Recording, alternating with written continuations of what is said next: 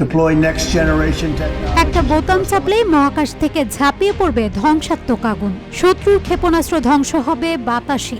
এমনই এক কল্পনাকে বাস্তবে রূপ দিতে যাচ্ছেন ডোনাল্ড ট্রাম্প। নাম দিয়েছেন গোল্ডেন ডোম, এক স্বর্ণালী ঢাল যা যুক্তরাষ্ট্রের আকাশকে করবে অবিনাশী দুর্গ। শত শত স্যাটেলাইট ঘিরে ধরবে পৃথিবী, নজরদারি করবে শত্রুর প্রতিটি নড়াচড়ায়। আয়রন ডোমের গণ্ডি পেরিয়ে এবার যুক্তরাষ্ট্রের লক্ষ্য মহাকাশে পূর্ণ নিয়ন্ত্রণ। তবে প্রশ্ন রয়ে যায়, এটি কি নিরাপত্তার প্রতিশ্রুতি নাকি নতুন এক অস্ত্র প্রতিযোগিতার উদ্বোধন?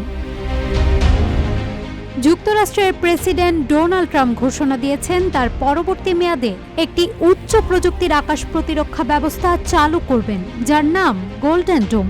এটি ইসরায়েলের আয়রন ডোম থেকে অনুপ্রাণিত হলেও অনেক বড় পরিসরের এবং প্রযুক্তি আরও উন্নত হবে। RICL TMX, যুগের পর যুগ স্থাপনা থাকে মজবুত। প্রথম ধাপে $25 বিলিয়ন বিনিয়োগ প্রতিশ্রুতি দিয়ে ট্রাম্প জানিয়েছেন পুরো প্রকল্পের সম্ভাব্য ব্যয় দাঁড়াতে পারে $175 বিলিয়ন।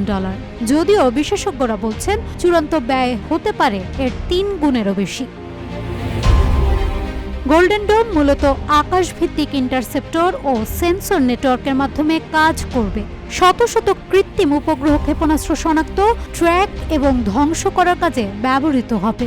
এর লক্ষ্য হাইপারসোনিক অস্ত্র, ব্যালিস্টিক ও ক্রুজ ক্ষেপণাস্ত্র, এমনকি মহাকাশ থেকে ছোড়া ফ্র্যাকশনাল অরবিটাল বম্বার্ডমেন্ট সিস্টেমের মতো হুমকিও প্রতিহত করা।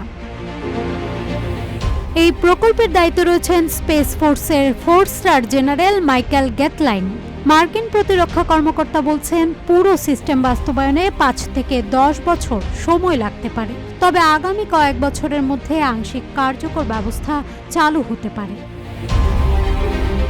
রাশিয়া ও চীন এই উদ্যোগের তীব্র সমালোচনা করেছে। তারা একে মহাকাশের সামরিকীকরণের একটি বিপজ্জনক পদক্ষেপ হিসেবে দেখছে। অন্যদিকে কানাডা ইতোমধ্যে প্রকল্পে যোগদানের আগ্রহ প্রকাশ করেছে এবং NORAD এর অংশ হিসেবে এই উদ্যোগ নিয়ে যুক্তরাষ্ট্রের সঙ্গে আলোচনা চালাচ্ছে।